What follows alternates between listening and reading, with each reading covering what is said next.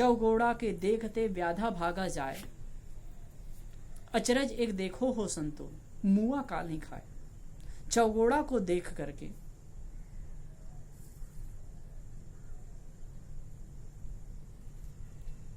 व्याधा शिकारी भाग गया। चौगोड़ा 4 पैर वाला ससा खरगोश, इसको देख करके शिकारी भाग गया।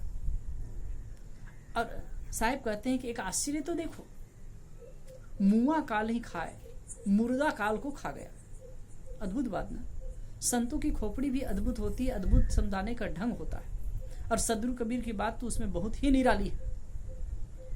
इसमें बहुत अलग ढंग से साहब कह रहे हैं, चौगोड़ा के देखते, चौगोड़ा 4 पैर वाला ससा खरगोश, उसको देख करके व्याधा शिकारी भाग रहा। ये चौगोड़ा क्या है? अगर ऐसा हो तो आश्चर्य है, ऐसा होता नहीं। चौगोड़ा को देख करके शिकारी क्यों भागेगा? वो शिकारी तो मारने के लिए आता, लेकिन ऐसा है। तो चौगोड़ा ये जीव है जो संसार की आसक्ति में पड़कर कमजोर बना हुआ, कोमल बना हुआ। ये जो जीव है वो व्याधा, ये मन रूपी व्याध से डर करके भागता था पहले। ये जो मन है शिकारी है, इसको विषयों में फंसा करके दुखी करता था, संतप्त करता था। लेकिन जब जीव अपने स्वरूप को समझता है, अपनी स्थिति को समझता है, तो जो शिकारी है, मन रूपी शिकारी, भागता है। जीव की अपनी स्थिति होती है, तो जो ये मन है वो भागता है, बचना चाहता है।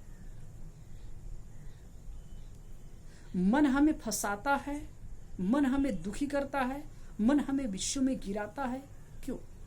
कब? जब हम अपने आप को नहीं समझ पाते हैं, तब। जब हमारी अपने आप में स्थिति नहीं होती है, तब। एक संत की स्थिति होती है जब वो अपने आप को मन से अलग करके अपने आप में स्थित होता है, तो मन भी उसका कुछ नहीं बिगाड़ पाता। जब उसकी स्थिति होती है तो मन भी शांत हो जाता है, मन भी अटक जाता है। तो वही है कि चौगोड़ा देखते व्याधा भागा जाए। एक उदाहरण एक अर्थ में है कि जो एक स्वरूप स्थित साधक है, एक आत्मस्थ पुरुष है, जो मन को अपने वश में कर लिया है, उसकी दशा का ये चित्रण है।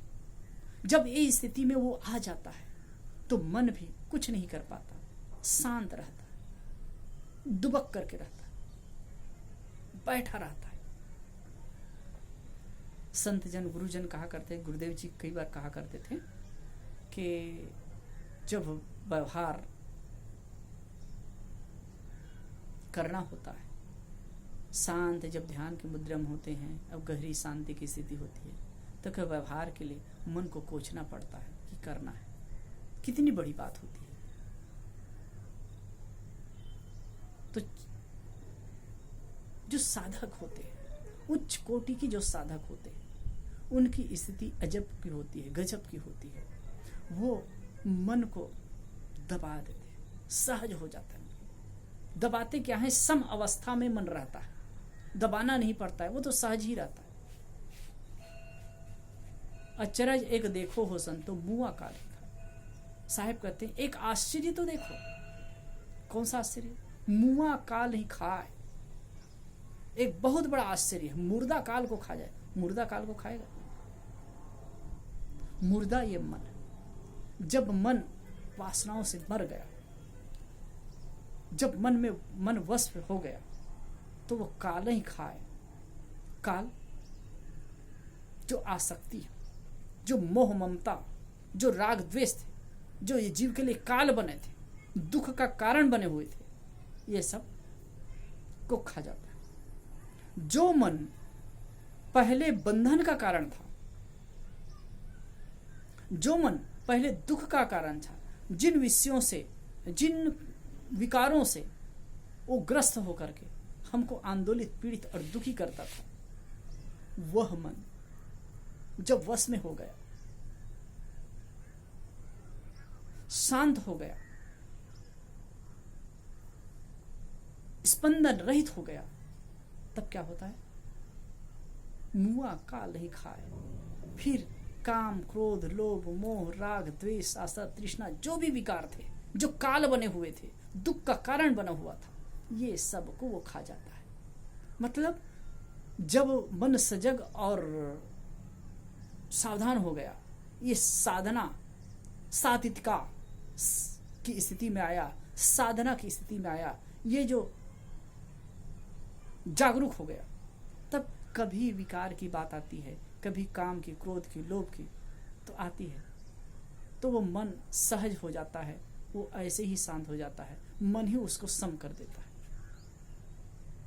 तो यही बात है कि जो जीव अज्ञानतावश मन के अधीन में पड़ करके दुखी होता था, नाना विकारों में फंस करके आंदोलित होता था, तड़पता था, वही मन को सवश हो जाने पर, मन के जागरूक हो जाने पर, मन के ध्यानी हो जाने पर, चित्त की स्थिरता में, मन की स्थिरता में हो जाने पर